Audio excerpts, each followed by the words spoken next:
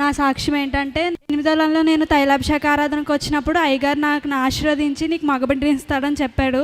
ఆ విధంగా నాకు దేవుడు మగబిడ్డని ఇచ్చాడు. అందుని బట్టి దేవుడికి ఎన్నో వందనాలు. నాకైతే ఆపరేషన్ అయిపోయింది. ఇంటికి వచ్చేసిన తర్వాత 15 రోజులకి నాకైతే జ్వరం రావడం స్టార్ట్ అయిందండి. జ్వరం వస్తూ ఉంది. నేను డాక్టర్ దగ్గరికి వెళ్తే ఆమె ఏం లేదు అని చెప్పేసి పంపించారు. అయినప్పటికీ నాకు జ్వరం తగ్గలేదు ఎంతటికీ. అలా అని చెప్పి వేరే హాస్పిటల్కి వెళ్తే వాళ్ళు జీజీహెచ్కి రాశారు.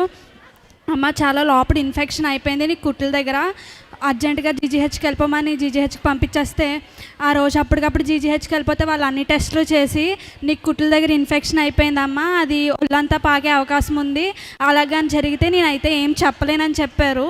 అయితే ఏంటి ప్రభా ఇలా అయింది, డెలివరీ అంతా సహాయం చేసావు, ప్రతి విషయంలో తోడే అన్నావు, నాకేంటి ప్రభా ఈ స్థితి అని చెప్పేసి ప్రార్థన చేసుకుంటా ఉన్నాను.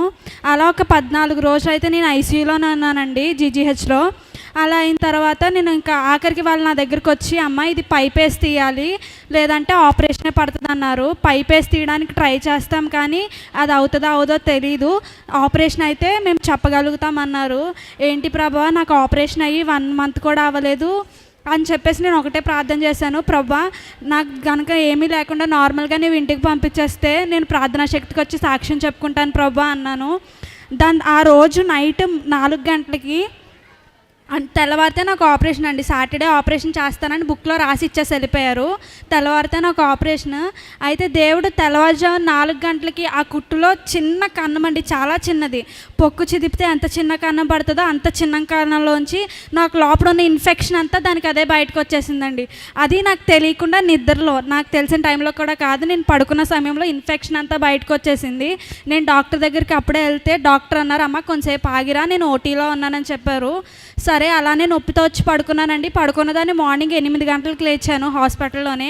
లేచి ఏంటి మేడం అని మేడం దగ్గరికి వెళ్తే ఉన్నది కూడా క్లీన్ చేస్తారండి, ఏం లేదు. మేడం వచ్చి ఒకసారి బుక్ చూసి ఒకసారి మళ్ళీ స్కానింగ్ తీపిద్దామమ్మా అని స్కానింగ్ తీపిస్తే 10 సెంటీమీటర్స్ ఉన్న ఇన్ఫెక్షన్ 1 సెంటీమీటర్కి వచ్చేసింది.